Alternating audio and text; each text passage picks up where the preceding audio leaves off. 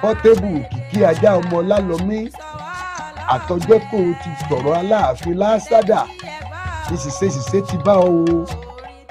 o tún sọ̀rọ̀ gbogbo ìpínlẹ̀ Ọ̀yọ́ òníwò ní POP èèyàn tó ọ̀sẹ̀ wọn ò lè dáríjì ọ̀tá tó fi kú o lọ́ọ̀rẹ́ ṣe pẹ̀lẹ́pẹ̀lẹ́ o tún wá gbùrùgbùrù ọ̀tá wẹ̀wẹ̀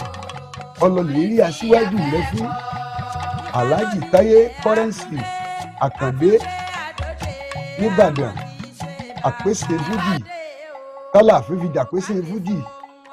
o tún sọ̀rọ̀ sí ọ lálábàáhùn ni kò lè ṣe gbá ìwọ òfurá pé ṣìṣe ti ń bá ọ Portable àbí ìbò Kìkì Ajá ọmọ Ọlálọmí o tún bùrìbùrì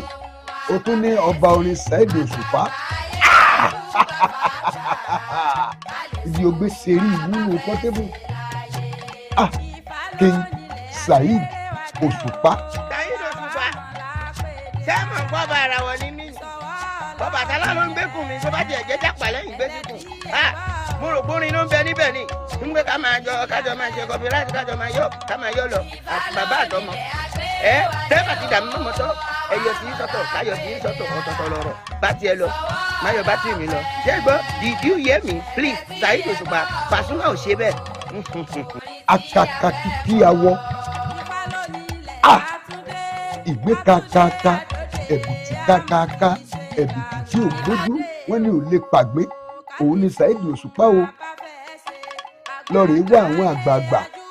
àtàwọn èèyàn ńláńlá kí wọ́n lọ́ọ̀rẹ́ bọ́ mú ọ lọ síwájú Saheed Òṣùpá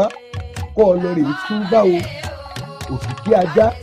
lọ́ọ̀rẹ́ dọ̀bálẹ̀ iwájú Òṣùpá kọ́ ọmọ yìí àtìgbà tó bá tó fọwọ́ ara òbí ọ̀dìdẹ.